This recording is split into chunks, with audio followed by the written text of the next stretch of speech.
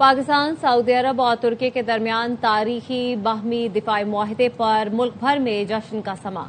वफाकी दारुल हुकूमत और सूबाई शहरों को खूबसूरती से सजाया गया, जहां तीनों ममालिक के परचम, क़यादत की तस्वीर और बैनर्स नुमायां हैं। मुल्क भर की डिजिटल स्क्रीन पर अमन, सलामती और इस्तिकामत की खूबसूरत टैगलाइन्स आवेजा हैं। तारीखी मुआहदे को खित्ते में अमन, सलामती और बाहमी ताउन के नए अज़्म से ताबीर किया जा रहा है। अहम सिफारती संगे मील के बायस मुल्क भर में जश्न का माहौल है और आज़ादी की तकरीबात की रौनक भी मजीद बढ़ गई है। पाक, तुर्क, सऊदी, मक्का मुश्तरका दिफाई मुआहदा। वज़ीर आज़म शहबाज शरीफ दौराए सऊदी अरब मुकम्मल करके वतन वापस पहुंच गए। वज़ीर आज़म शहबाज शरीफ ने वफ़द के साथ मस्जिद नबवी में रोज़ा रसूल पर हाजिरी दी, रियाजुल जन्नह में नवाफिल अदा किए, मुल्क और कौम की तरक्की और खुशहाली के लिए दुआ की। नायब वज़ीर आज़म इसहाक डार, वज़ीर दिफा ख्वाजा आसिफ, वज़ीर इत्तलात अता तारड़ और मुआविन खुसूसी तारिक फातमी भी वज़ीर आज़म के साथ थे। पाकिस्तान और सऊदी अरब के साथ मुश्तरका मुआहदा ईरान के खिलाफ नहीं। तुर्क वज़ीर ख़ारजा हाकान फिदान कहते हैं दिफाई मुआहदा तकनीकी एतबार से नेटो मुआहदे की शिक 5 से मुमासलत रखता है। मरकजी सेक्रेटरीट और नेटो मॉडल की तर्ज पर एक वजारती कमेटी तश्कील दी जाएगी। मुमकिन है दिफाई मुआहदे में मिस्र भी शामिल हो।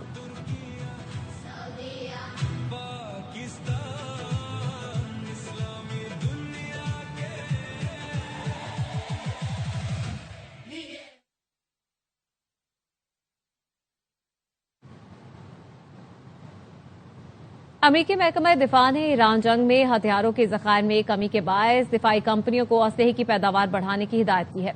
वाशिंगटन पोस्ट ने रिपोर्ट में दावा किया है कि नायब वज़ीर दिफा स्टीव फाइनबर्ग ने दिफाई कंपनियों को नई पैदावारी हिकमत अमली पेश करने के लिए 21 दिन की मोहलत दी है। पेंटागन के मुताबिक ईरान जंग के बायस अमरीकी हथियारों के ज़खायर पर शदीद दबाव है। रिपोर्ट में बताया गया है कि दिफाई कंपनियों को पैदावार और तरसील की रफ्तार में तेजी से इजाफा करने के अहकाम दिए गए हैं।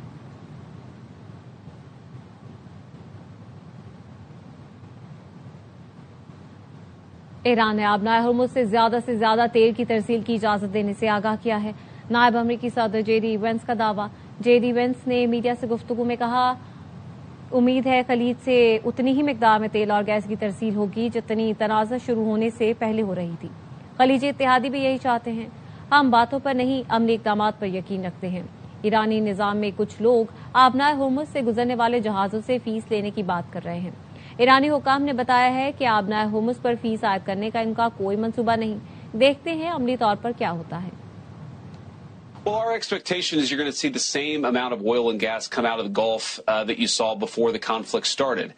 That is what the Iranians have told us that they are going to do. That's what the entire Gulf coalition wants to do as well. We don't trust, we verify. Some people within the Iranian system, of course, talk about tolling. The Iranians have told us they have no plans to toll the Strait of Hormuz. And we're going to see what actions actually happen. ईरानी सदर मसूद पज़ेशियान ने कहा है कि जंग के बारे में फैसला हुकूमत के इख्तियार में नहीं, अस्करी कमांडर बेहतर जानते हैं कि जंग करनी चाहिए या नहीं। सुप्रीम लीडर जो भी फैसला करेंगे आखिर तक साबित कदम रहेंगे।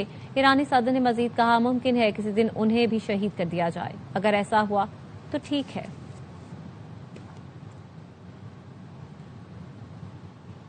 ईरान के पासदारान इनकलाब ने आबनाए हुर्मुज़ खोलने की शर्तें बता दी। ईरानी मीडिया के मुताबिक पासदारान इनकलाब के तर्जुमान ब्रिगेडियर जनरल सरदार हुसैन मुहिब्बी ने कहा, आबनाए हुर्मुज़ की बहाली का ईरान ओमान मुज़ाकरात से कोई ताल्लुक नहीं। आबनाए हुर्मुज़ खोलने का फैसला ईरान के ऐलान करदा शराइत की मंजूरी से मशरूत है। अमरीका को ईरान, ओमान और दीगर इलाकाई मुल्कों के दरमियान जारी मुज़ाकरात में मुदाखलत से गुरेज करना होगा। अमरीका को ईरानी शराइत कबूल करने और मुदाखलत तर्क करने के बाद ही आबनाए हुर्मुज़ खोलने के हालात पैदा होंगे।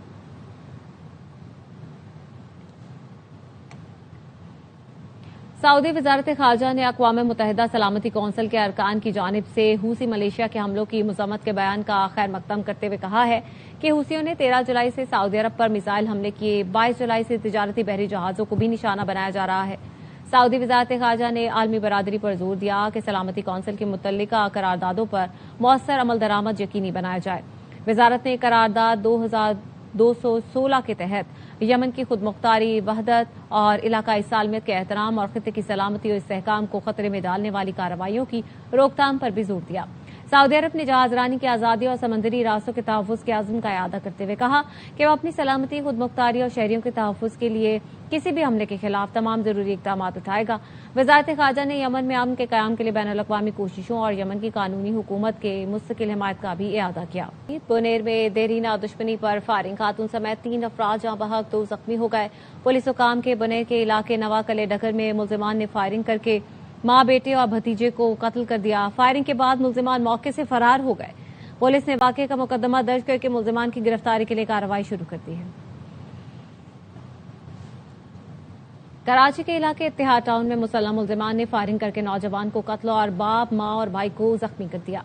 पुलिस के मुताबिक मकतूल नौजवान हसनैन मुलाजमत से वापस आ रहा था।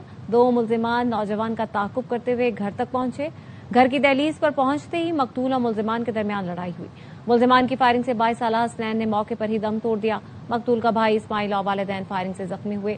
फायरिंग के मकाम से 4 खौल मिले। दोनों मुल्जिमान के पास असलहा था। वाकया पुरानी दुश्मनी का नतीजा मालूम होता है। मुतासरा खानदान का ताल्लुक स्वात से है। जख्मी नौजवान इस्माइल की चंद रोज कबल शादी हुई थी। मजीद तहकीकात जारी है। दूसरे पोस्टमार्टम ने कराची पुलिस की तफ्तीश का पोस्टमार्टम कर दिया। अमीर रजा को गोली पीछे से लगी। जिस्म पर तशद्दुद के निशान भी पाए गए। इब्तदाई मेडिकल रिपोर्ट ने अफवाहों और कयास आराइयों पर फुल स्टॉप लगा दिया। मजिस्ट्रेट की निगरानी में कबर कुशाई और पोस्टमार्टम की कार्रवाई के बाद मीर रजा की दोबारा तदफीन कर दी गई। मीर रजा केस में नई पोस्टमार्टम रिपोर्ट आने के बाद अहम पेशरफ्त, खुसूसी तहकीकाती कमेटी को तहलील कर दिया गया। पुलिस ज़राए के मुताबिक नई 5 रुकनी तहकीकाती कमेटी बनाने का फैसला किया गया है। तहकीकाती committee DIG crime and investigation Aamir Farooqui की सरबराही में बनाई जा रही है। तहकीकाती कमेटी में एसएसपी सीटीडी इरफान बहादुर भी शामिल होंगे। एसपी कोरंगी और एसपी सेंट्रल इन्वेस्टिगेशंस भी कमेटी का हिस्सा होंगे। स्पेशल इन्वेस्टिगेशन यूनिट के सीनियर अफसर मोहम्मद गजनफर को भी कमेटी में शामिल किया गया है।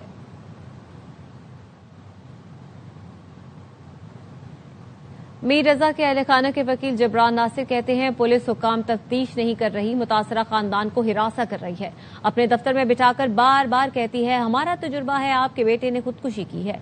रजा मीर की आंखों और चेहरे का हिस्सा धंसा हुआ था। 10 दिन से कह रहे हैं मीर रजा पर तशद्दुद किया गया। पुलिस एक ही बात करती रही, खुदकुशी की। वालिद मीर रजा कहते हैं कत्ल जिसने किया उसके बारे में कुछ बताते नहीं। इसको क्यों छुपाया हुआ है? कौन सी बड़ी ताकत है जिसको छुपाया जा रहा है? वालिदा का कहना है जिस हालत में बेटे को देखा उसी वक्त से कह रहे हैं ये खुदकुशी नहीं कत्ल है। इसकी तफ्तीश करें। जो बात हम 10 दिन से कह रहे हैं, बच्चे को तशद्दुद किया गया, हमें सुसाइड, कभी एसएसपी आके बात करे, आईजी साहब वो बोल रहे हैं कि जी मैंने मसला हल कर दिया है मगर रिपोर्ट में प्रॉब्लम है। मर्डर जिसने किया उसका बताओ, उसको क्यों छुपा रहे हो? ये कौन इतनी बड़ी पावर थी जिसको छुपा रहे हैं आप? हमने जिस हालत में उस बच्चे को देखा, हम बस उस वक्त से कह रहे थे कि ये सुसाइड नहीं है, ये मर्डर है। इसको प्लीज इन्वेस्टिगेट कर लें। और आज भी हम यही कह रहे हैं कि आज ये दोबारा साबित हो गया कि ये मर्डर है, प्लीज इसको इन्वेस्टिगेट कर लें। मुजफ्फरगढ़ में दरियाए चिनाब में खुदकुशी करने वाली 15 साला तालिबा की लाश तीसरे रोज दरिया से निकाल ली गई। जवेरिया मैट्रिक के एक मजमून में नाकाम होने पर दिल बर्दाश्ता और जुमेरात से लापता थी। तालिबा का बैग और जूते गुज़श्ता रोज दरियाए चिनाब के किनारे मिले थे। तालिबा 6 अगस्त जुमेरात की रोज स्कूल गई लेकिन वापस न लौटी।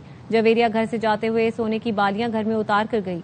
जवेरिया के बैग और जूते जुमे की सुबह दरियाए चिनाब के किनारे मिलने पर रेस्क्यू के अमले ने तलाश का दायरा वसी किया।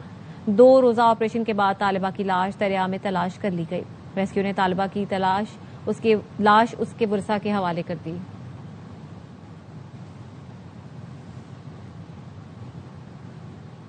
रावलपिंडी के नाले में डूबकर लापता होने वाली 6 साला हरीम की तलाश तीसरे रोज भी जारी। लंडा बाजार नाले में रेस्क्यू टीम का सर्च एंड रेस्क्यू ऑपरेशन।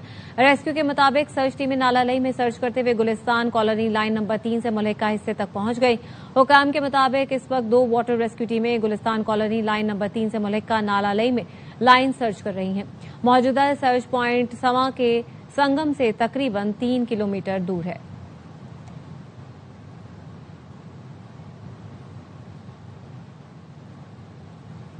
कसूर के इलाके अलाहाबाद में पुलिस ने मुनशियात फरोशों के खिलाफ कार्रवाई में 4 किलोग्राम चरस बरामद करके 2 मुल्जिमान को गिरफ्तार कर लिया।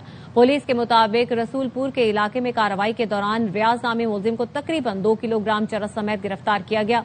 दूसरी कार्रवाई में तलौंडी से असद सुल्तान को 2 किलोग्राम चरस समेत हिरासत में लिया गया। दोनों मुल्जिमान के खिलाफ मुनशियात एक्ट के तहत अलग अलग मुकदमा दर्ज करके मजीद तफ्तीश जारी है।